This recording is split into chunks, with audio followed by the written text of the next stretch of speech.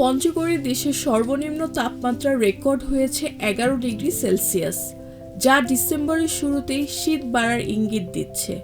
শনিবার ভোর 6টায় রেকর্ড করা এই তাপমাত্রায় বাতাসের আর্দ্রতা ছিল 95%। ফলে ভোর থেকেই হিমেল হাওয়া ও কুয়াশায় পুরো এলাকা শীতের দাপট বেড়ে যায়। হাত পা জমে আসার মতো ঠান্ডা অনুভূত হয় জনজীবনে। এর আগে মঙ্গলবার তেঁতুলিয়ায় মৌসুমের সর্বনিম্ন 11.7 ডিগ্রি সেলসিয়াস রেকর্ড হয়। টানা 3 দিন 12 ডিগ্রি সেলসিয়াসের তাপমাত্রা থাকলেও শনিবার আবার কমে যায়।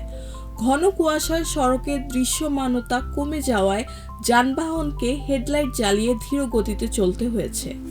শুক্রবার দিনে সর্বোচ্চ তাপমাত্রা ছিল 27 ডিগ্রি সেলসিয়াস।